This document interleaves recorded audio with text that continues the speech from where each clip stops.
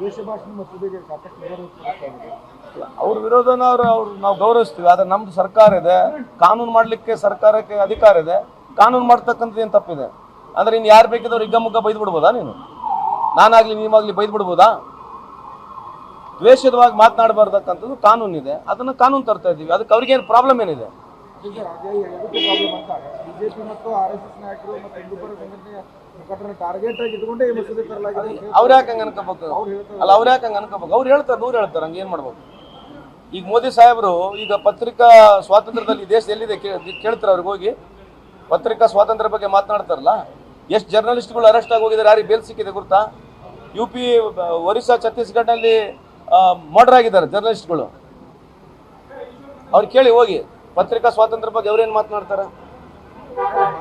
ಆ ವಾಂಗ್ಚು ಅರೆಸ್ಟ್ ಆಗಿದ್ದಾನಲ್ಲ, ಎದಕ್ಕೆ arrest ಆಗಿದ್ದಾನಂತ ಇನ್ನಾದ್ರೂ bale ಸಿಗ್ತಲ್ಲ ಅವರಿಗೆ. ಅವನ ಪರವಾಗಿ ಇದೆ ಭಾರತ ಸರ್ಕಾರ ಬಹಳ ದೊಡ್ಡ ವಿರುದ್ಧವಾಗಿ ಮಾತನಾಡ್ತಿತ್ತು. ಅವ್ನು ಯಾವಾಗ ಇವ್ರ ವಿರುದ್ಧ ಹೋರಾಟ ಮಾಡಕ್ಕೆ ಸ್ಟಾರ್ಟ್ ಮಾಡ್ದ, ಅವನಿಗೆ ಕರ್ಕೊಂಡ್ಬಂದು ಅರೆಸ್ಟ್ ಮಾಡಿದ್ದಾರೆ. ಎದ್ರ ಮೇಲೆ ಅರೆಸ್ಟ್ ಮಾಡಿದ್ದಾರೆ? ನ್ಯಾಷನಲ್ ಸೆಕ್ಯೂರಿಟಿ ಥ್ರೆಟ್ ಅಂತ ಅರೆಸ್ಟ್ ಮಾಡಿದ್ದಾರೆ ವಾಂಗ್ಚುಗೆ. ಏನ್ರಿ ಅವನು? ಈ ವಾಸ್ ಎನ್ವೈರನ್ಮೆಂಟಲಿಸ್ಟ್. ಅವ್ನು ತಂದಷ್ಟು ಬದಲಾವಣೆ ಆ ಕಡೆ ಲಡಾಖ್ನಲ್ಲಿ ಯಾರು ಮಾಡಿರಲಿಲ್ಲ. ಅವನಿಗೆ ಕರ್ಕೊಂಬಂದು ಇವತ್ತು ಕುಂದಿರ್ಸಿದ್ರೆ ಯಾರು ಕೇಳೋದಿಲ್ಲ, ಮಾತಾಡೋದಿಲ್ಲ. ಹೆಡ್ಲೈನ್ಸ್ಗಳು ಇಡೀ ದೇಶದಲ್ಲಿ ದಿನ ಬೆಳಗಿದ್ರೆ ಚೇಂಜ್ ಆಗ್ತವೆ ಹೆಡ್ಲೈನ್ಸ್ಗಳು. ಅವ್ರಿಗೆ ಏನು ಬೇಕು ಅದೇ ಹೆಡ್ಲೈನ್ಸ್ ಇರುತ್ತೆ ಅಷ್ಟೇ. ಏನು ರೀಸನ್ ವಾಂಗ್ಚು ಅರೆಸ್ಟ್ ಆಗಲಿಕ್ಕೆ? Why is not getting bail? On what purpose is been arrested? National security threat ಅಂತ ಅರೆಸ್ಟ್ ಮಾಡಿದ್ದಾರೆ ಅವರಿಗೆ. ನ್ಯಾಷನಲ್ ಸೆಕ್ಯೂರಿಟಿ ಥ್ರೆಟ್ ಅಂತ ಅರೆಸ್ಟ್ ಮಾಡಿದ್ದಾರೆ ಅವನಿಗೆ. ಏನು ನಡೀತದೆ ಪಿಕ್ಚರ್ ನಡೆಸಿದ್ರೆ ಏನು ಮಾಡೋಕ್ಕಾಗ್ತದೆ ಹೇಳ್ರಿ? ದೇಶ ಭಾಷೆ ಮಸೂದೆಗೆ ಸಾಕಷ್ಟು ವಿರೋಧ ವ್ಯಕ್ತಪಡಿಸಲಾಗಿದೆ.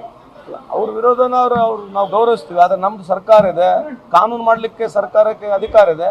ಕಾನೂನು ಮಾಡ್ತಕ್ಕಂಥದ್ದು ಏನು ತಪ್ಪಿದೆ ಅಂದರೆ ಇನ್ನು ಯಾರು ಬೇಕಿದ್ದವ್ರು ಹಿಗ್ಗಮುಗ್ಗ ಬೈದು ಬಿಡ್ಬೋದಾ? ನಾನಾಗಲಿ ನೀವಾಗಲಿ ಬೈದು ಬಿಡ್ಬೋದಾ?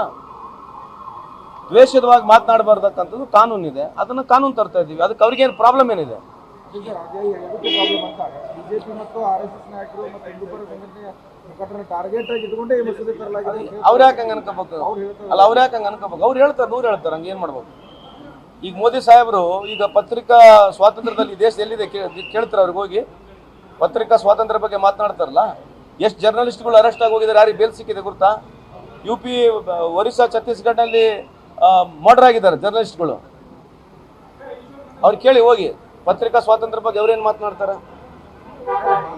ಆ ವಾಂಗ್ಚು ಅರೆಸ್ಟ್ ಆಗಿದ್ದಾನಲ್ಲ, ಎದಕ್ಕೆ ಅರೆಸ್ಟ್ ಆಗಿದ್ದಾನಂತ ಇನ್ನಾದ್ರೂ ಬೇಲ್ ಸಿಗ್ತಲ್ಲ ಅವರಿಗೆ. ಅವನ ಪರವಾಗಿ ಇದೆ ಭಾರತ ಸರ್ಕಾರ ಬಹಳ ದೊಡ್ಡ ವಿರುದ್ಧವಾಗಿ ಮಾತನಾಡ್ತಿತ್ತು. ಅವ್ನು ಯಾವಾಗ ಇವ್ರ ವಿರುದ್ಧ ಹೋರಾಟ ಮಾಡಕ್ಕೆ ಸ್ಟಾರ್ಟ್ ಮಾಡ್ದ, ಅವನಿಗೆ ಕರ್ಕೊಂಡ್ಬಂದು ಅರೆಸ್ಟ್ ಮಾಡಿದ್ದಾರೆ. ಎದ್ರ ಮೇಲೆ ಅರೆಸ್ಟ್ ಮಾಡಿದ್ದಾರೆ? ನ್ಯಾಷನಲ್ ಸೆಕ್ಯೂರಿಟಿ ಥ್ರೆಟ್ ಅಂತ ಅರೆಸ್ಟ್ ಮಾಡಿದ್ದಾರೆ ವಾಂಗ್ಚುಗೆ. ಏನ್ರಿ ಅವನು? ಈ ವಾಸ್ ಎನ್ವೈರನ್ಮೆಂಟಲಿಸ್ಟ್. ಅವ್ನು ತಂದಷ್ಟು ಬದಲಾವಣೆ ಆ ಕಡೆ ಲಡಾಖ್ನಲ್ಲಿ ಯಾರು ಮಾಡಿರಲಿಲ್ಲ. ಅವನಿಗೆ ಕರ್ಕೊಂಬಂದು ಇವತ್ತು ಕುಂದಿರ್ಸಿದ್ರೆ ಯಾರು ಕೇಳೋದಿಲ್ಲ, ಮಾತಾಡೋದಿಲ್ಲ. ಹೆಡ್ಲೈನ್ಸ್ಗಳು ಇಡೀ ದೇಶದಲ್ಲಿ ದಿನ ಬೆಳಗಿದ್ರೆ ಚೇಂಜ್ ಆಗ್ತವೆ ಹೆಡ್ಲೈನ್ಸ್ಗಳು. ಅವ್ರಿಗೆ ಏನು ಬೇಕು ಅದೇ ಹೆಡ್ಲೈನ್ಸ್ ಇರುತ್ತೆ ಅಷ್ಟೇ. ಏನು ರೀಸನ್ ವಾಂಗ್ಚು ಅರೆಸ್ಟ್ ಆಗಲಿಕ್ಕೆ? Why is not getting bale?